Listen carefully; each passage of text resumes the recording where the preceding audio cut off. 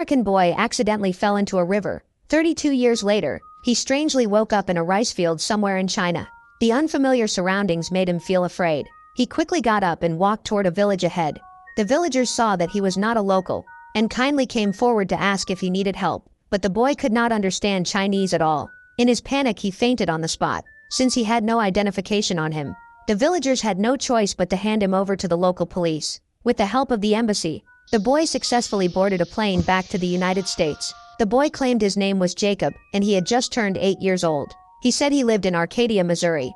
The immigration agent Martin, who took over the case, immediately contacted the local police department, but they said there was no missing child named Jacob. After repeatedly confirming his home address with the boy, Martin decided to personally drive him there. Little did they expect that this trip would bring an unprecedented crisis to the entire town.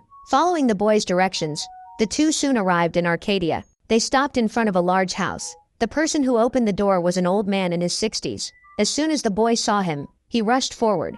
He hugged the old man and kept calling him Dad. The old man froze on the spot. His son had died 32 years ago. How could he possibly come back to life? Just as he did not know what to do, his wife behind him recognized the boy at a glance. She pulled him into the house and kept touching and looking at him. It had been 32 years, yet her son had not changed at all, while she herself was now full of wrinkles. Jacob's uncle, who was a police officer, rushed over after hearing the news. He questioned Martin about why he was making a joke with someone else's deceased child.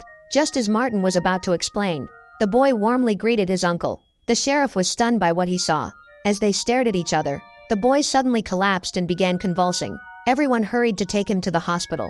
When the doctor Maggie examined him, she found no heartbeat. She picked up the stethoscope in confusion and tapped it. After confirming it was not broken, she placed it on the boy's chest again. Only then did the heartbeat appear. The boy said she looked like his aunt. This shocked Maggie greatly, because she was actually Jacob's cousin. To fully determine the boy's true identity, Maggie decided to conduct a DNA test. But when she entered the room again, the boy was gone. Everyone hurried to search for him. Finally, they saw him near the front door. But when the boy saw them, he turned and ran into the woods. Breathing heavily, he stopped in front of a tree hollow. He took out toys he had hidden there before. The old man recognized them. They were the birthday gifts he had given his son at the age of 8. He knew the boy was trying to prove his identity, but he still found it hard to accept. He felt that something was not right about the child, especially because of his enormous appetite. He could eat 20 sandwiches in one meal.